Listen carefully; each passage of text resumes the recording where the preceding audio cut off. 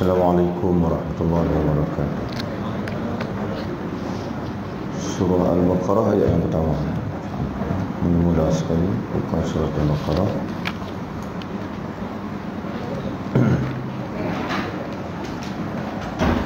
Bismillahirrahmanirrahim. Alhamdulillahirabbil alamin. Wassalatu wassalamu ala sayyidil mursalin nabiyina wa habibina wa syafi'ina Muhammad ibn Abdullah wa ala alihi wa ashabihi wa man ihtada bihadihi wa istanna bi sunnatihi ila yaumiddin, amma ba'd. Qala Allah subhanahu wa ta'ala, kita ambil pahala tuan sekalian, kita sama-sama dulu insya-Allah. Karena sebagaimana kita sudah maklum, Al-Quran setiap hurufnya adalah dapat satu kebalikan yang digandakan 10 oleh Allah SWT. Kita baca dalam 4-5 ayat. Ini barulah kita tengok tafsir insya-Allah. A'udzubillahi minasyaitonirrajim.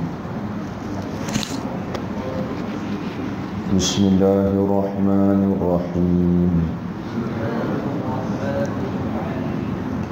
Alif Lam Mim.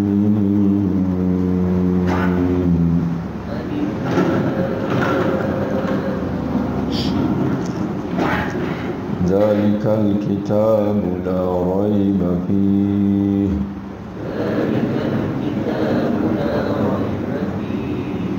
hudan lil muttaqin الذين يؤمنون بالغيب ويقيمون الصلاة ومما رزقناهم ينفقون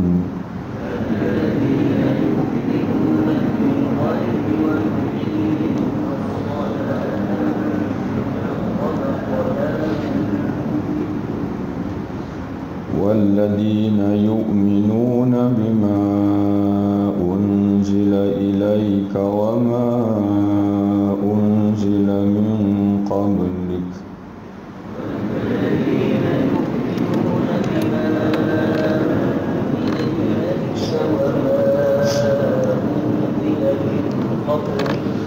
وبالآخرة هم يوقنون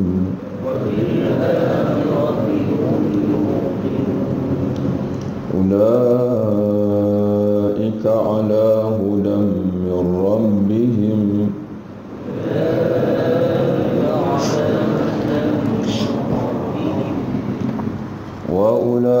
وأولئك هم المفلحون.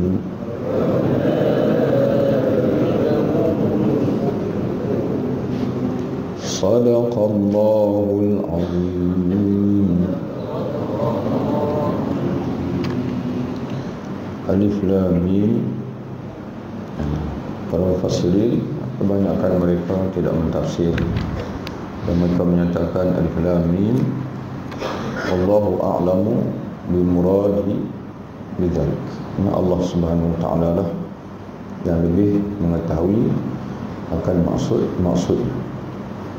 Bukan tidak ada maksud, tetapi tidak semua dalam Quran ini yang maksudnya itu didedahkan oleh Allah Subhanahu wa ta'ala. Jadi sebab itu para ulama menyatakan bahawa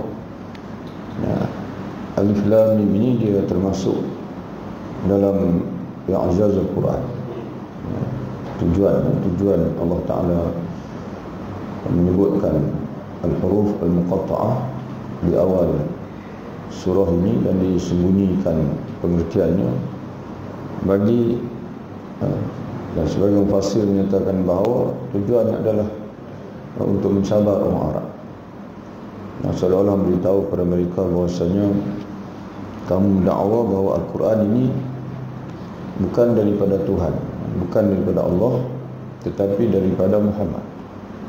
Dan Al-Quran ini kalau benar dia daripada Muhammad, Al-Quran ini adalah ayat-ayat yang mana huruf-huruf dia itu sama macam mana yang kamu tuturkan,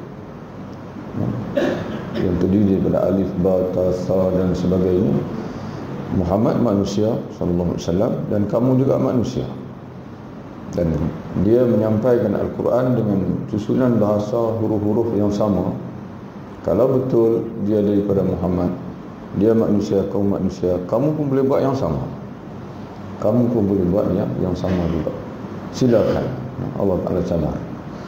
Tapi tidak ada sastrawan Arab yang mencabar atau yang menyahut cabaran ini, kerana mereka tahu bahawasanya kalaulah Quran ini, kalaulah daripada manusia, sudah tentu ada orang lain yang boleh mengadakan yang serupa. Terutama sekali orang-orang Arab yang pandai dari sudut bahasa, yang pandai, yang mahir dari sudut sastrawan dan sebagainya. Ini kan Al-Quran ini terdiri daripada huruf-huruf yang sama yang diungkapkan oleh penyair-penyair Arab dan sebagainya. Zalikal kitab, ay hadzal kitab, kitab ini, Al-Quran ini merupakan kitab Allah. Zalikal kitab, ay zalikal Quran. Al-kitab maksud di sini iaitu Quran. Quran ini la raiba fihi, tidak ada sebarang keraguan padanya. La raiba ay la syakka. Jadi sebab itu tidak sepatutnya kamu masih ragu, kerana tidak ada sebarang keraguan dalam Quran. Para mufassir menyatakan bahawa tidak ada sebarang keraguan, annahu min indillah, bahawasanya dia benar-benar daripada Allah Subhanahu wa taala. Jadi sebab itu tuan-tuan sekalian, Allah Subhanahu wa taala, segala yang dia sampaikan oleh Rasulnya, semuanya adalah bertaraf ilmu ataupun keyakinan. Tidak ada langsung dalam Quran ini suatu yang meragukan. Jadi kerana itu tuan-tuan sekalian, dalam hidup kita sendiri pun, bila kita menerima agama, kita naklah menerima suatu yang meyakinkan. Macam mana kita nak membina suatu keyakinan dalam hati ini, keyakinan yang berdasarkan kepada ad-din, kepada agama, maka dia bergantung pada sumber. Jadi kerana itu para ulama sejak zaman dulu sampai ke hari ini, mereka akan cuba untuk, hatta dalam ijtihad, mereka akan cuba untuk dalam perkara ada di sana perkara yang jelas yang tak perlu ijtihad, dan ada di sana perkara yang agak samar yang boleh difahami dengan beberapa pengertian atau maksud, dan mereka berusaha untuk berijtihad mengeluarkan pandangan hukum yang paling dekat dengan maksud Quran dan hadis. Cuma orang mutakhir ini dia agak tak berhati-hati dalam masalah agama ini. Jadi sebab itu, untuk sekalian, seringkasnya kita tidak boleh menerima benda-benda yang pelik-pelik dalam Islam, benda-benda yang luar biasa, tak boleh. Agama kita mesti sama dengan orang dulu, mesti sama dengan Rasulullah, sahabat-sahabat dan juga salafus salih dulu. Kerana kita ni bukan kita yang bermulai, kita ni menyambung saja. Walaupun hari ini ada juga orang yang dia suka yang pelik-pelik, dia senang dia tuan sekalian. Malah kalau tuan-tuan nak terkenal, dia ada pepatah Arab sebut khalif tu'raf, buat beza dengan orang lain, kamu akan dikenali. Yang buat bagi beza dengan orang lain, kamu akan dikenali. Tapi kalau tuan-tuan cerita bab sembahyang, puasa, beriman dengan Allah, beriman dengan malaikat, beriman dengan Rasul, tuan-tuan sekalian, ngaji Quran, itu benda yang biasa dan tak popular sangat. Tapi tuan-tuan sekalian, itulah yang sebenar. Dan itulah yang sebenarnya yang kena fokuskan sungguh-sungguh dalam hidup kita. La syakka fihi, la raiba fihi, la syakka fihi, tidak ada sebarang keraguan. Bermakna kalau kita baca Quran, sama ada segi akidahnya, sama ada segi perkhabarannya, sama ada segi amalannya, dan kita baca pula hadis Nabi, maka kita akan sentiasa berada dalam benda yang yakin, yang pasti. Kerana Allah Ta'ala sendiri menyebut la raiba fihi, makna la syakka fihi, tidak ada sebarang keraguan, di dalamnya annahu min indillah, kata ulama, bahwasanya tidak ada keraguan bahwa dia datang daripada Allah Subhanahu wa taala. Maka fala yasuh an yartaba fi ahad liwuduh, maka tak sepatutnya lagi ada yang masih ragu dengan Quran, kerana dia sudah jelas, dia sangat jelas, tidak ada yang rumit, tidak ada yang sukar untuk dipahami oleh manusia. Hudan lil muttaqin, ini tujuan Allah Ta'ala menurunkan Quran, ialah sebagai hudan. Hudan yakni petunjuk, sebagai petunjuk bagi orang-orang yang bertakwa kepada Allah Subhanahu wa taala. Kata ulama dalam tafsir, Quran ini dia beri petunjuk kepada semua manusia, sama ada yang dari Islam ataupun yang bukan Islam. Tapi kenapa di sini Allah Ta'ala kata hudalil muttaqin, petunjuk kepada orang bertakwa? Apakah kita tak perlu menyampaikan Quran ini kepada orang yang belum bertakwa? Tidak kena sampaikan. Tapi Allah Ta'ala sebut di sini, dari segi orang yang sebenar-benarnya yang akan mengambil manfaat dengan Quran ini ialah orang bertakwa. Kalau orang lain itu untuk dakwah, mana perlu kita yang menyampaikan dia. Tapi kalau orang itu bertakwa, dia yang akan cari Quran. Dan kalau orang itu bertakwa, macam kita sendirilah, kita boleh tengok kita. Kalau kita hanya mendengar Quran, bila ada orang baca, orang yang baca dekat kita, itulah waktu kita dengan Quran, mana kita belum bertakwa. Kita belum bertakwa. Tapi kalau kita nak cari Quran, kita nak berusaha nak memahami Quran, dan bila berlaku apa-apa masalah hidup kita ini, kita sentiasa tanya Quran kata apa, dan dipanggil penjelasan melengkap Quran adalah as-sunnah, maka kita memang orang bertakwa. Kerana orang bertakwa ini memang dia nak Quran, dia sinonim hidup dengan Quran, dan dia tak nak yang lain.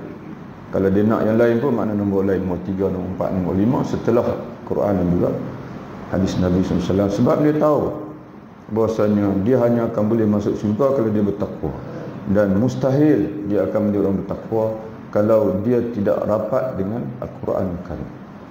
Jadi sebab itu tuan-tuan sekalian, dalam satu hadis yang masyhur yang kita semua tahu insya-Allah, hadis ini Nabi menyebutkan dalam awal hadis, Nabi suruh kita banyak baca Quran, dan hujung hadis tu Nabi sebut Quran ni akan memberi syafaat.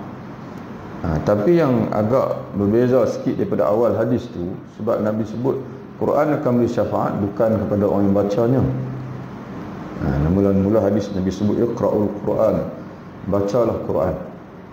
Iqra', bacalah Quran, fa innahu, karena sungguhnya ia, yakni Al-Quran, ya'ti, akan datang, akan tampil yaumal qiyamati, pada hari kiamat, syafi'an, sebagai pemberi syafaat. Nabi tak sebut liqari'ihi ataupun liqra'ihi, tapi Nabi sebut li ashabihi. Quran akan memberi syafaat kepada sahabat-sahabat dia, li ashabihi. Jadi tuan-tuan bersekalian, kalau setakat baca sekali-sekala, itu orang tak punya sahabat. Macam kita lah, kita jumpa orang tu setahun sekali. Kita pergi Johor, dan mesti orang tanya kita, kawan kita tanya, mai mana ni? Kita kata, saya mai daripada Perlis, orang Perlis. Lalu dia pun tanya, ada kenal tak di Perlis tu ada nama seorang sekian-sekian? Kita pun kata dekat dia, kenal, itu sahabat saya. Sahabat saya. Mai kawan pula pergi, dia tanya, saya jumpa kawan kamu. Kawan yang ditanya tadi lah. Dia kata kawan mana satu pun dia tanya. Orang Perlis juga, dia main 2-3 bulan lepas. Tiba-tiba kawan tu tak kenal kita. Maknanya kita bohong lah. Kita kata sahabat rupanya jumpa sekali-sekala. Tapi kalau dia mengaku, dia kata betul lah sahabat, memang kami ni satu masjid, kami berjemaah satu masjid, memang saya selalu jumpa dia. Itu betul maksudnya. Jadi sahabat Quran, ashabihi, Quran akan beri syafaat kepada ashabihi, sahabat-sahabat. Maknanya, dan itu sebarang ulama pesan dekat kita, kalau kita tak mampu untuk bagaimana kebanyakan sahabat-sahabat Nabi, ada yang khatam Quran seminggu sekali, mana satu hari 4 juzuk, ada yang khatam Quran sebulan sekali. Kalau kita tak mampu begitu pun, para ulama kita mengusulkan kepada kita jangan berlalu hari kita tanpa melihat kepada Quran. Jangan berlalu hari kita tanpa kita membaca Al-Quran Karim. Satu muka ke, dua muka ke, sekurang-kurangnya kita baca juga tiap-tiap hari kita bertemu dengan Quran. Jadi mudah-mudahan itu menjadi petunjuk bahwasanya kita orang bertakwa kepada Allah, kerana Nabi SAW, kerana Allah Ta'ala sendiri menyebutkan hudan lil muttaqin. Quran ini menjadi hidayah, menjadi petunjuk kepada orang-orang yang bertakwa. Siapa orang bertakwa? Nah, ini yang berkait dengan tadabbur kita iman. Jadi ada kaitan iman dengan takwa. Takwa, orang bertakwa kata Allah, alladzina yu'minuna bil ghaibi. Iaitulah orang-orang yang mereka beriman. Yang beriman dengan yang ghaib. Yang ghaib ini, apa makna yang ghaib tuan sekalian? Kata ulama dalam tafsir, al-ghaib alladzi la tudrikuhu hawasuhum wala uquluhum wahdah. Perkara ghaib ialah perkara yang tak dapat ditanggapi oleh panca indera manusia dan juga oleh akal manusia, itu ghaib. Yang akal tak sampai nak fikirkan tentang Allah, tentang malaikat, Sidratul Muntaha, Lauhul Mahfuz, Al-Aras. Sebab itu dalam kehebatan hebat-hebat orang barat, tuan-tuan sekalian, dia dah ada teropong, dia hantar teropong tak cukup di dunia, dia hantar teropong duduk di luar. Ya, tak apa-apa di angkasa. Tapi dia masih lagi belum menceritakan berkenaan dengan Tuhan. Dia masih belum menceritakan dalam sains, dalam penemuan-penemuan dia tentang malaikat, tentang apa ni Sidratul Muntaha. Bahkan dia masih belum mengakui adanya langit kedua, langit ketiga, langit keempat. Tapi dalam Quran dan dalam sekalian penuh dengan perkhabaran tentang al-ghaibiyat, perkara ghaib, lebih banyak daripada perkhabaran tentang benda nyata datang ke dunia. Bahkan nama-nama surah yang paling banyak di antara yang terbanyak nama-nama surah diberikan ini bersempena dengan kiamat. Yang bersempena dengan kiamat. Jadi sebab itu tuan-tuan sekalian, perkara yang paling asas dalam iman ini ialah yu'minuna bil ghaib.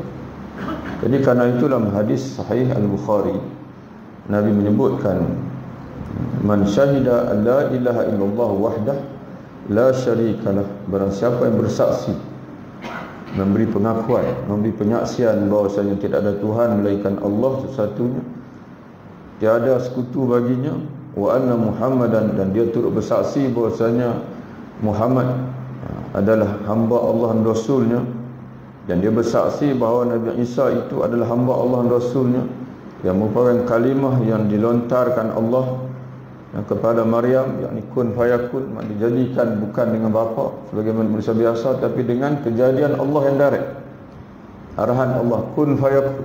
Itu maksud ulama dalam tafsir. Dia yakin kerana Quran cerita begitu. Nah, Quran menceritakan begitu.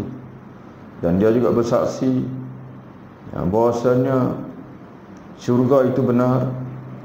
Ini semua ghaib tentang Rasulullah. Wan naru haqqun, dan dia bersaksi juga bahawa neraka juga benar. Adkhalahul jannah ala ma kana min al-amal.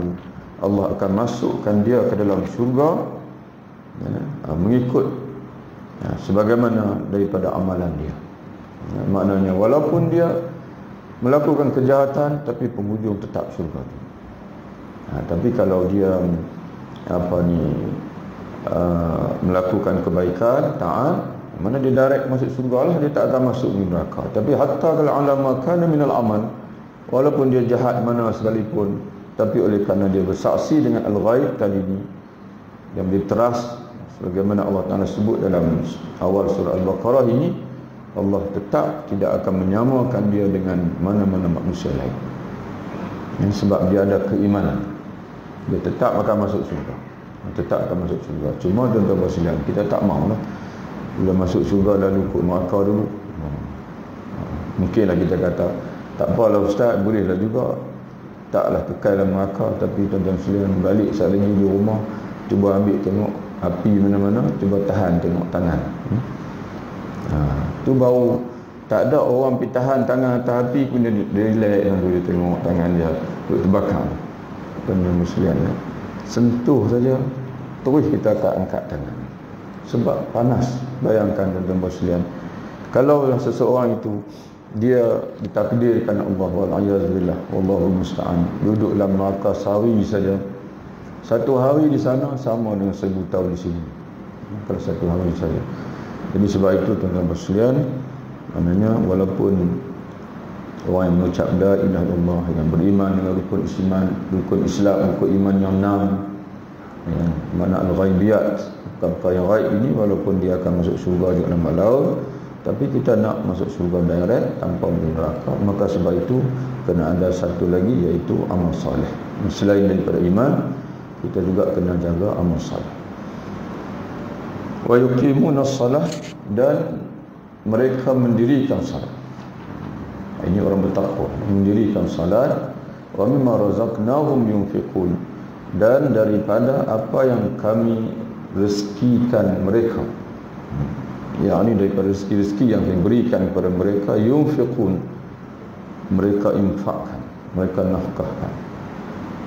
Bermula daripada nafkah-nafkah yang wajib, diikuti dengan nafkah-nafkah yang sunnah. Walladzina yu'minuna bima unzila ilaika, dan mereka juga adalah orang-orang yang beriman dengan apa yang telah diturunkan kepadamu, yakni Al-Quran. Wahyu yang diturunkan kepadamu, yakni Al-Quran, kamu di sini, iaitu Nabi Muhammad SAW, wa ma unzila min qablik, dan mereka juga beriman dengan wahyu yang diturunkan sebelum kamu, Taurat, Injil. Cuma beza, sebab itu kita dalam tadabbur kita ni tuan-tuan sekalian, kita bukanlah nak urai panjang-panjang sangat, cuma kita nak ulang kaji biar iman yang dalam Quran itu kita pastikan ada dalam hati kita. Itu yang pentingnya, ada dalam hati kita, sebab kita nak mati dengan iman itu. Dan kita nak mati dengan iman tersebut, iman yang benar dan iman yang sahih, dan la raiba, tidak ada sebarang keraguan. Dan selepas ini kita akan bertemu pula dengan macam mana iman orang munafik, hati orang munafik, macam mana iman mereka yang penuh dengan keraguan. Cuma ada beza sikit keimanan dengan kitab-kitab Allah ini, di antara beriman dengan Quran yang diturunkan kepada Muhammad sallallahu alaihi wasallam dengan kitab-kitab dulu. Kitab-kitab dulu kita wajib beriman secara ijmali. Mana wajib kita beriman bahwasanya ada di sana Taurat yang diturunkan Allah kepada Nabi Musa alaihissalam. Ada di sana kitab Zabur yang diturunkan kepada Nabi Daud alaihissalam. Ada di sana kitab Injil yang diturunkan Allah kepada Nabi Isa alaihissalam. Ada di sana suhuf Ibrahim wa Musa, suhuf Nabi Ibrahim dan juga Nabi Musa. Dan kita tak boleh nafikan, kerana itu diceritakan dalam Quran. Tapi sejak Quran pula kita kena beriman secara tafsir. Kalau tadi secara ijmali, tak perlu kita nak cari Taurat, nak baca satu persatu, nak tengok apa yang ada dalam Taurat, itu tak perlu, malah tak boleh. Nabi SAW pernah melihat Sayyidina Umar radhiyallahu anhu pada satu hari, satu ketika itu sedang menyelak-nyelak lembaran kitab Taurat, lalu berubah muka Nabi.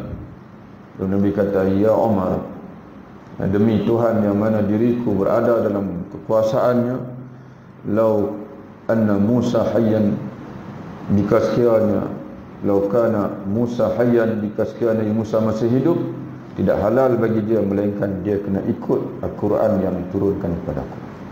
Atau kama qala Nabi sallallahu alaihi wasallam. Dan di akhir zaman nanti Nabi Musa akan turun, kata Nabi, tapi bukan lagi sebagai, dia akan turun sebagai salah seorang daripada umat Nabi Muhammad.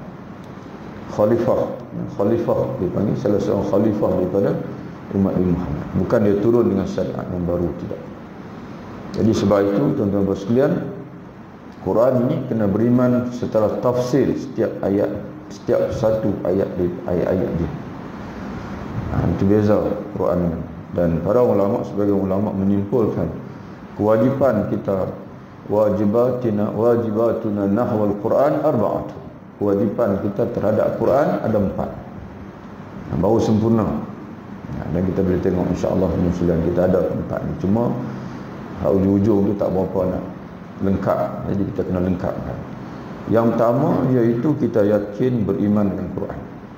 Yang beriman, kita yakin bahawasanya Quran ini merupakan benar-benar kalamullah. Merupakan benar-benar kalamullah, wahyu Allah Ta'ala. Yang kedua, kita sentiasa menjaga adab-adab kita dengan Quran. Kena jaga adab-adab dengan Quran. Jangan melayani Al-Quran macam mana buku-buku yang biasa. Yang ketiga, kita sentiasa membaca Quran. Sekurang-kurangnya orang beriman ini dia baca Al-Fatihah, kerana itu adalah rukun dalam salat. La salata liman lam yaqra' bi Fatihatil Kitab. Tapi tak cukuplah, kena tuan-tuan kena baca lagi insya-Allah. Baca lagi banyak. Yang keempat, itu yang ketiga. Yang keempat, beramal dengan Quran. Dan melaksanakan tuntutan-tuntutan Al-Quran, bermula daripada tuntutan yang wajib diikuti tuntutan-tuntutan yang sunat sebenarnya. Wabil akhirati hum yuqinun, dan dengan hari akhirat mereka yakin. Wabil akhirati hum yuqin, mereka tidak pernah meragui akhirat. Ulaika ala hudan min rabbihim, mereka itulah kata Allah yang akan orang-orang yang berada di atas hidayah daripada Tuhan mereka. Dalam tafsir ini tuan-tuan sekalian, dia menyatakan hidayah yang kedua ini adalah taufik. Dan hidayah yang kedua ini adalah taufik. Maknanya orang-orang yang bertakwa tadi, mereka akan sentiasa berada di atas taufik daripada Allah. Jadi seolah-olah tuan-tuan sekalian, apa yang kita minta di awal di dalam surah Al-Baqarah, ihdinas siratal mustaqim, dijelaskan lebih lanjut oleh Allah dalam awal surah Al-Baqarah. Kita minta apa? Ya Allah, berilah hidayah kepada kami untuk kami berada di atas jalan lurus. Maka Allah menjawab, kalau benar kamu nak sentiasa dikurniakan taufik oleh Allah, maka kamu kena jadi orang bertakwa. Dan kalau kamu nak jadi orang bertakwa, yang pertama sekali kamu kena beriman.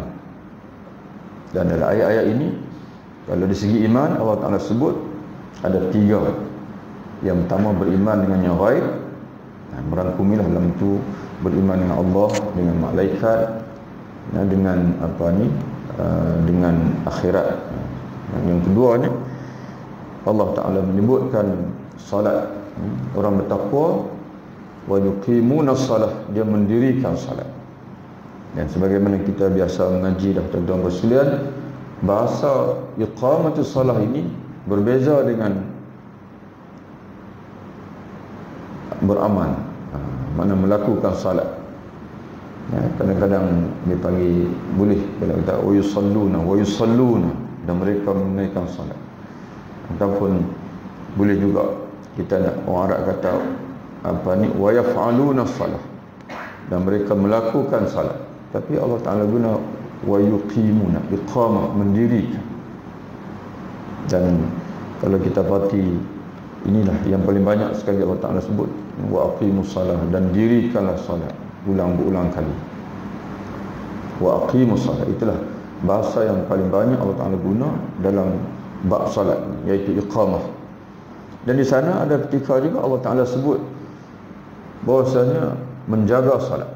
Hafizu ala salawati wa salatul wusta. Hafiz mana jaga, pelihara. Pelihara, jangan abaikan. Pelihara di segi waktu salat dan sebagainya. Dan satu lagi yang disebut juga oleh Allah dalam Quran ini tentang salat ini ialah khusyuk dalam salat. 3 tu kena jaga. Yang pertama sekali mendirikan salat, yang kedua memelihara salat, yang ketiga menjaga khusyuk di dalam salat. Jadi sebab itu tuan-tuan sekalian, salat ini dia tidak cukup dengan kita lakukan, maknanya dalam bahasa kita kata cukup makan. Dia tak boleh cukup makan. Cukup makan ni dia tak ada, kena buat sungguh-sungguh. Itu makna iqamatus salat. Kena buat sungguh-sungguh, kena beri keutamaan kepada dia. kena beri keutamaan kepada solat. Dan tuan-tuan sekalian, sebagaimana kita sendiri sedia maklum bahawa di akhirat nanti, sebelum Allah Ta'ala melihat yang lain-lain, solat dululah yang Allah Ta'ala akan tengok, Allah Ta'ala akan lihat. Itu dipanggil, kalau kita nak kata di segi manusia lah kita sebut, tuan-tuan sekalian, dia ada pandangan yang pertama. Contoh macam kita pergi nak interview, bila orang tu dia mesti ada satu benda, setiap orang ni dia ada satu benda yang menjadi penilaian dia yang pertama sekali. Kalau kita berjaya, insya-Allah dia akan mudah selepas itu. Kita sampai dekat dia tu, kalau dia orang Islam, majikan tu dia Islami, dia nak tengok, kita sampai saja kita bagi salam. Dan kita bagi salam. Dan dia tengoklah penampilan kita macam mana, dia nak tahu kita ni orang sembahyang ke tidak. Itu kalau Islam. Kalau majikan yang dia mementingkan kepakaran, yang dia nak tengok mula-mula sekali ialah pengesahan pengalaman kita. Dan ada di sana majikan yang mementingkan degree, dia nak tengok kita ada PhD ke tak. Jadi bila sampai-sampai saja tuan-tuan sekalian, dia nak orang yang ada kelulusan. Kita sampai-sampai saja, dia tahu bahasanya kita tak ada kelulusan. Mana tak payah cerita lah, kata kita ni mahir sana, mahir sini, tak payah cerita. Memang dia dah tawak hati. Sebab kita tak memenuhi kriteria yang pertama. Maka Nabi menyebutkan dalam hadis, awwalu ma yuhasabul abdul muslim salatul maktubah. Perkara yang paling awal yang akan dihisap oleh Allah ke atas hambanya yang muslim itu ialah salat yang fardu. Mula-mula sekali. Kalau tak sempurna yang fardu, maka Allah Ta'ala kata kepada malaikat, lihat salat sunat ada ke tidak, ambil sembahyang sunat dia, tampung kepada sembahyang fardu. Jadi ala kulli hal salat dengan muslim. Sampai begitu. Ada yang sunat, tampung kepada yang fardu. Tampung di situ. Dan setelah itu barulah dihisap yang lain-lain. Nabi sebut hadis begitu. Jadi kerana itu tuan-tuan sekalian, dan di samping salat ini menjadi gambaran yang nyata bahawasanya seorang itu dia benar-benar ingat kepada akhirat. Apabila dia jaga salat khusyuk. Ini dalilnya tuan-tuan kita akan jumpa lah. Mungkin kita tak akan jumpa sebab kita tidaklah berniat nak tafsir semua, nak baca tafsir semua surah Al-Baqarah, sebab kita nak fokus kepada ayat-ayat akidah saja. Tapi dalam surah Al-Baqarah sendiri Allah Ta'ala sebut wasta'inu bis-sabri was-salah, muka surat 7 ayat 45, dan mohonlah pertolongan dan mohonlah olehmu akan pertolongan Allah bis-sabri was-salah, dengan sabar dan juga sembahyang. Wa innaha, dan sesungguhnya ia yakni salat, la kabiratun, benar-benar suatu yang berat, suatu yang besar, suatu yang berat, illa 'alal khashi'in, kecuali orang-orang yang khusyuk. Orang yang sentiasa khusyuk, bagi dia sembahyang ni tak berat, bahkan seronok. Sebab itu Nabi pernah kata kepada Bilal, arihna ya Bilal, ju'ilat qurratu aini fi salah. Nabi sebutlah hadis sallallahu alaihi wasallam, dijadikan qurratu aini, penyejuk mataku, penenang jiwaku, fi salah, di dalam sembahyang, di dalam salat. Jadi asalkan kita khusyuk. Kalau khusyuk saja, salat itu dia akan lebih ringan. Kerana Allah Ta'ala kata illa 'alal khashi'in, kecuali ke atas orang yang khusyuk. Siapa orang yang khusyuk itu? Itu yang kita nak kaitkan salat dengan akhirat tadi ni. Siapa yang khusyuk? Kata Allah, alladzina yadhunnuna, iaitu orang-orang yang mereka yakin annahum mulaqu rabbihim, bahwasanya mereka akan bertemu Tuhan mereka. Mereka akan bertemu Tuhan mereka. Wa annahum ilaihi raji'un, dan mereka yakin bahwasanya mereka kepadanya akan kembali. Mereka akan kembali. Hari ini kita menghadap Allah. Sampai di sana nanti, bukan saja kita akan bercakap dengan Allah, malah kita akan melihat Allah. Wujuhun yawma idzin nadhiratun ila rabbiha nadhirah. Untuk boleh baca dalam surah Al-Qiyamah. Wajah-wajah ahli syurga pada hari itu nadhiratun. Nadhirah ni bercahaya, berseri-seri. Susah juga sebenarnya nak terjemah nadhirah. Ada yang kata putih berseri-seri, ada yang kata ceria, ada yang kata gembira, tu nadhiratun. Sebab apa gembira? Ila rabbiha nadhirah, karena kepada Tuhannya wajah-wajah itu telah memandang. Ya, hari ini seseorang daripada kamu, kata Nabi, dia dalam solat, Tuhan Allah Ta'ala menghadap dia selama dia menghadap Allah, selama dia tidak berpaling. Tapi sebaik dia berpaling, maka Allah Ta'ala juga berpaling daripada dia. Jadi sebab itu tuan-tuan sekalian, bila kita menghadap Allah Ta'ala, kita kena ingat bahawasanya Allah juga menghadap kita, tapi dengan maksud yang layak bagi Allah lah. Maknanya ataupun maksud kita kata simbolik, mana Allah Ta'ala juga sudi menerima kita. Bahkan di akhirat nanti tuan-tuan sekalian, Allah Subhanahu Wa Ta'ala sudi untuk memperlihatkan kita, memperlihatkan dia kepada kita. Itulah hebatnya salat, dan menjadi salah satu sifat orang-orang yang bertakwa kepada Allah Ta'ala. Itu selesai kita orang beriman. Hati orang beriman ini, tuan-tuan sekalian, yang pertama sekali kalau kita nak simpulkan daripada 5 tadi ni, sebab iman ni berkait dengan hati. Kalau orang itu iman dia di mulut saja, itu munafik. Dia hanya sebut di mulut saja, tidak ada, tak pernah ada keyakinan dalam hati. Itu style orang munafik. Kita orang beriman ini, yang pertama sekali, tak boleh ada lagi ar-rai, tidak boleh ada lagi keraguan dalam hati kita. Sebaliknya kena dipanggil yu'minuna, yusaddiquna. Al-iman makna at-tasdiq, yakin penuh. Dan tidak ada dia panggil dalam bahasa ulama-ulama yang dalam kitab-kitab dia kata apa tuan sekalian, at-tasdiq al-jazim, dia panggil, keyakinan yang bulat, jazim, yang jazam, yang bulat. Benda bulat ni tuan-tuan sekalian, dia penuh, yang benda bulat, dan tidak ada sedikit pun keraguan, tidak ada langsung sebarang keraguan, itu dia panggil jazam. Itu yang pertama. Yang kedua, Allah Ta'ala juga menyebutkan di sini wa bil akhirati hum yuqin, yakin. Itu sifat-sifat yang kena ada dalam hati kita. Iman makna tasdik, percaya penuh. Kemudian yakin. Yakin ni dia bawah pada yakin, kata ulama, dia zon. Kalau yakin ni 100%, percaya 100%, itu mana yakin.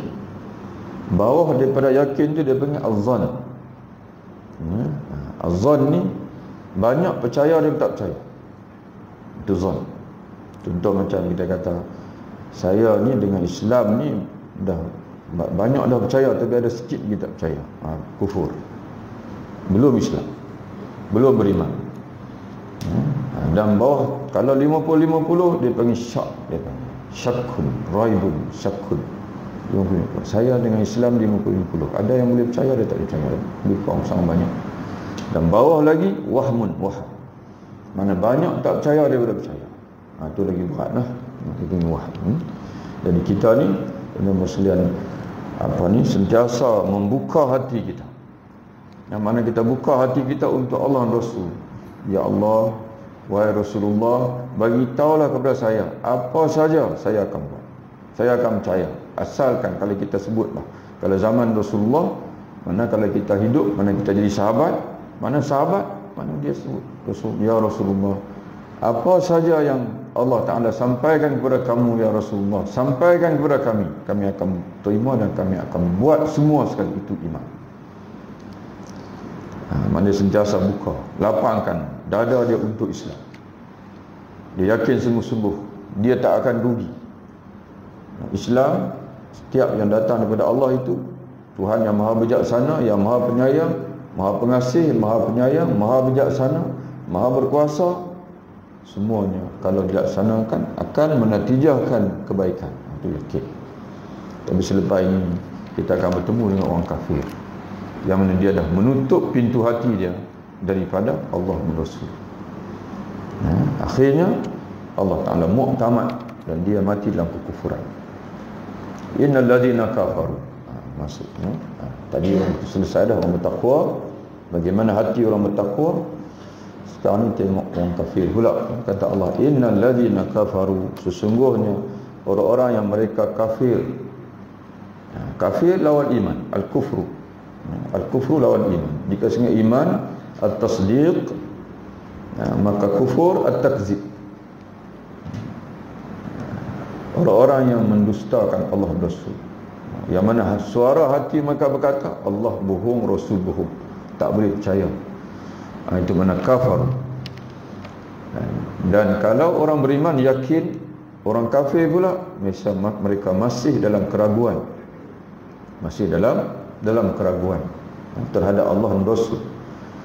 Sawa'un alaihim, sama ke atas mereka, a'anzartahum am lam tunzirhum, sama ada kamu memberi amaran kepada mereka tentang azab Allah ataupun lam tunzirhum, kamu tak beri amaran kepada mereka, la yu'minun, mereka tidak akan beriman lagi.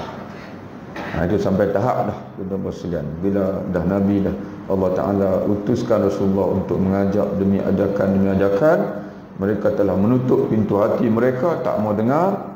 Akhirnya Allah Ta'ala buat keputusan bahwasanya khatamallahu ala qulubihim. Allah telah mengkhatam, khatamallahu ala qulubihim wa ala sam'ihim. Apa makna khatam? Mufassirin kata khatama yakni taba. Allah telah mencetak, Allah telah menterai. Dalam tafsir pimpinan Ar-Rahman, dia tafsirkan khatama ay taba'a, memeterai. Hamka pun sama juga. Dia tafsir, dia terjemah begitu. Dia, tuan-tuan sekalian, kita kalau dalam tafsir Al-Azhar, Hamka, dia bagi satu perumpamaan. Contoh, dia kata khatama ini telah cok. Kita ni kalau kita tulis tangan, tuan-tuan sekalian, dengan pensel utamanya, boleh padam lagi. Ada orang ambil raba padam. Tapi kalau dah dicetak, memang tak boleh padam lah. Yang tu. Sekarang ni apa yang dah dicetak atas hati mereka, Allah Ta'ala mencetak kekufuran. Itu satu. Mana muktamad, mereka tak akan jadi Islam lagi. Dan sebagian mufassir memperamakan seperti sesuatu yang telah dipatri, khatam, yang telah dicop. Orang dulu, tuan-tuan sekalian, bila dia pemerintah dulu, setelah dia menulis utusan, kemudian dia akan gulung dan dia akan ikat. Atas ikatan itu akan dititiskan dengan apa, tuan sekalian? Dengan macam kita kata getah pokok, lepas tu dicop. Maknanya muktamad, hanya boleh dibuka oleh orang sana saja. Mana dia tak akan pindah lagi lah surat itu. Surat itu dia tak akan pindah. Itulah perutusan daripada sultan, muktamad, tak akan berubah lagi. Jadi begitulah, tuan-tuan sekalian, hati orang beriman. Sebab apa disebut begitu? Karena kemudian kata Allah lagi, wa ala absarim ghishawatun, dan ke atas penglihatan mereka terdapat tutupan, ghishawah, ghita'un, walahum azabun azim, dan bagi mereka azab yang sangat hebat di akhirat nanti. Mana di dunia ini Allah Ta'ala hukum orang yang tak mau menerima kebenaran, yang menutup hati dia daripada wahyu Allah, dia akan mati dengan mati yang su'ul khatimah. Dia akan mati dalam kekufuran. Jadi sebab itu, tuan-tuan sekalian, kita ini, bila kita faham daripada Quran ni, ataupun kita cuba tengok 2-3 ayat lagi, insya-Allah, berdasarkan kepada masa yang ada pada kita. Kalau tak ada masa, kita sambung lagi. Kita alhamdulillah dah selesai dah. Hati orang beriman dah selesai. Sekarang ni kita nak tengok hati orang kafir, dan kita nak tengok kenapa Allah Ta'ala patri tu, dan boleh berlaku tak dekat kita, yang boleh berlaku dekat kita, tuan-tuan sekalian. Orang kafir, ialah mungkin kita tidak akan jadi kafir, tapi ada lagi cabaran di sana, iaitu dipanggil kesesatan. Karena Nabi sendiri sebut bahawa umat dia akan terpecah 73 golongan. Yang menakutkan kita itu, golongan yang teramai itu 72 itu, Nabi sendiri sebut bahawasanya mereka berada dalam kesesatan. Hanya satu saja yang berada dalam kebenaran, firqatun najiyah, yang akan masuk surga tanpa melalui neraka. Yang 72 lagi itu berada dalam kesesatan. Maka kalau kita tidak pernah buka hati kita untuk menerima kebenaran, tuan-tuan sekalian, bahkan kita sombong, kemungkinan kita akan mati dalam kesesatan tanpa kita sedar. Jadi sebab itu, tuan-tuan sekalian, di antara perkara yang kena ada dalam setiap diri kita ini, yang pertama sekali, sentiasa berdoa, ihdinas siratal mustaqim. Jangan kita terlalu sombong sehingga menyatakan bahawa saya kok mana pun saya betul, sebab kita bukan Rasul.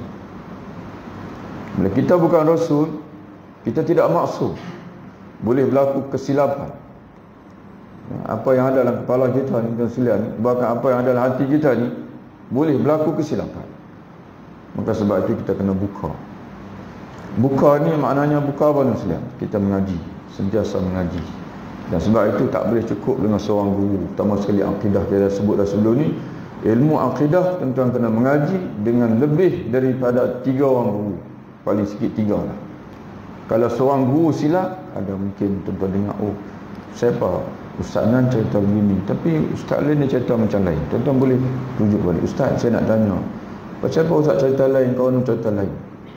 Mana kita ada rujukan. Tapi kalau tuan-tuan ta'assub dengan seorang, kalau tuan-tuan ta'assub dengan Rasulullah, tak apa. Tapi orang tak pernah kata lah ta'assub dengan Rasulullah, sebab dia ni Rasul, dia bawa kebenaran. Tapi dengan guru-guru lain, tuan-tuan sekalian, tidak boleh ta'assub, sebab dia tidak dipelihara oleh Allah. Bukan tak dipelihara, maknanya dia tidak dijamin bahawa dia akan maksum. Jadi sebab ada kemungkinan salah, ada kemungkinan salah. Apatah lagi, tuan-tuan sekalian, orang mutaakhirin ini, dia dah tak sama macam orang dulu. Kalau salah, dia segera akan membetulkan, minta maaf. Tapi orang hari ini agak sukar dia panggil. Nah, mungkinlah tuan-tuan sekalian, penilaian-penilaian dan sebagainya. Jadi sebab itu kena balik kepada apa disebut oleh Imam Ibn Sirin, seorang tabi'in yang sempat mengaji dengan ramai sahabat-sahabat Nabi. Dia pesan dekat kita dalam Sahih Muslim, dalam Muqaddimah, dan juga di hujung Syama'il Muhammadiyah, Imam Tirmizi pun sebut juga, nakalkan ungkapan dia ini, al-ilmu dinun fanzuru amman ta'khudhu dinakum. Ilmu ni adalah agama, maka hendaklah kamu perhatikan daripada siapa kamu mengambil agama kamu. Jadi bila mereka tutup, dan insya-Allah tuan-tuan masa pun tak mengizinkan, cuma kita sembang umum dulu. Nanti sebab anda nak ajak tuan-tuan sekalian rujuk beberapa tempat lagi yang mana Allah Ta'ala sebut sebab apa Allah Ta'ala tutup hati manusia ini, dan kenapa Allah Ta'ala tutup hati manusia ini. Padahal hati ini, tuan-tuan sekalian, dia bukan dijadikan tertutup, tidak. Hati ini dijadikan, Allah Ta'ala jadikan sebagai satu alat dalam diri manusia ini. Dia boleh mengenali apa yang betul, apa yang benar. Kalau tuan-tuan biasa dengar hadis dalam, kita pun pernah baca dah dulu dalam himpunan hadis 40 Imam Nawawi. Tuan-tuan ingat balik, salah satu hadis tu Nabi kata apa? Fastafti qalbak, minta fatwa lah daripada hati kamu. Mana hati ni kita boleh minta fatwa dia. Kalau berlaku keraguan, Ustaz Nur kata macam ni, Ustaz Nur kata macam ni, kita boleh minta fatwa daripada hati kita, yang mana yang meyakinkan. Dan Nabi ajar kita, al-birru matma'anna ilahil qalb, benda baik ini hati berasa tenang. Tapi dengan syarat, tuan-tuan sekalian, hati itu tidak berlaku yang Allah Ta'ala sebut dalam surah satu ayat, Allah Ta'ala kata rana, dengan syarat hati itu tidak diliputi oleh, dipanggil kekelabuan. Sebab apa berlaku diliputi itu? Di antaranya kesombongan, dan tidak mau mencari kebenaran, dan di antaranya lagi, tuan-tuan sekalian, bergelumang dengan maksiat, sehingga hati itu telah ditutup dan dia jadi kelam, dan disebut dalam hadis sebagai al-qalbul mangkus, hati terbalik kurang dipanggil. Yang baik dia nampak jahat, yang jahat dia nampak buruk. ulama-ulama yang saleh dia nampak tidak saleh, orang yang tidak saleh dia nampak saleh. Dia dah jadi terbalik, dia penilaian dia pun dah tak betul dah. Itu tentang masalah, insya-Allah kita akan kita akan sambung insya-Allah dalam kuliah minggu depan untuk kita cerita khusus tentang hati orang kafir, dan setelah itu kita tengok pula hati orang munafik. Ini hati orang munafik. Wallahu a'lam bissawab. Assalamualaikum warahmatullahi wabarakatuh.